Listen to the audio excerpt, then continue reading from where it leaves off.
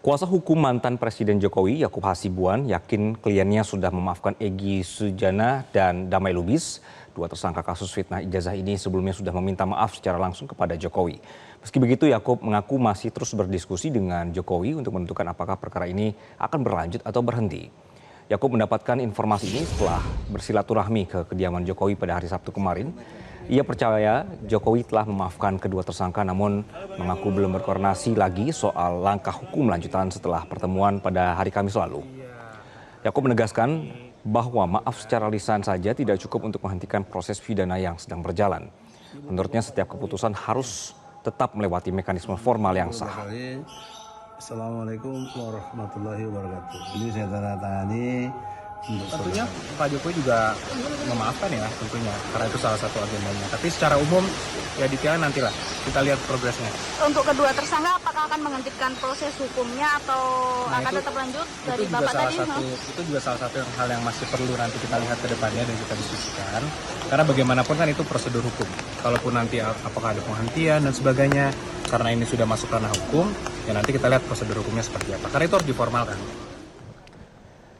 Di sisi lain, kuasa hukum Roy Suryo CS, Abdul Ghafur Sengaji memastikan manuver Egy dan Damai Lubis tidak akan menggoyang sikap tersangka lainnya. Ia menjamin Roy Suryo dan kawan-kawan tetap pada komitmen awal, yakni menyelesaikan kasus ini lewat jalur hukum demi membuktikan dugaan ijazah palsu di persidangan. Sama sekali tidak mewakili kepentingan tersangka-tersangka lainnya. Ya, dalam hal ini manuver hukum tersebut adalah langkah pribadi yang tentu memang kami hargai gitu ya, karena itu adalah pilihan pribadi yang sifatnya dimungkinkan dalam KUHP gitu ya. Jadi itu bukanlah satu kesepakatan yang dibangun terlebih dahulu dengan para tersangka lainnya gitu. Pakar digital forensik yang juga menjadi tersangka dalam kasus ini, Rismon Sianipar, turut mempertegas sikap tersebut. Rismon mengaku tidak punya rencana mengikuti jejak Egy dan Damai untuk meminta maaf kepada Jokowi.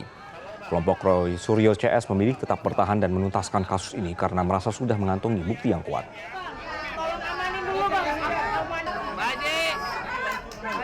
Akademik ya, dan bukti ilmiah itu sampai saat ini tidak terbantahkan, terutama transkrip nilai sarjana muda untuk keperluan yudisium sarjana muda yang dinyatakan oleh Polda Metro Jaya di sidang KIP 18 November 2025 yang lalu itu jelas membantah statement yang dari Pak Jokowi maupun dari UGM. Kami di samping bukti akademik juga kami punya bukti ilmiah. Jadi tidak ada rencana apapun untuk jelajahi cara baru mendapatkan informasi. Download Metro TV Extend sekarang.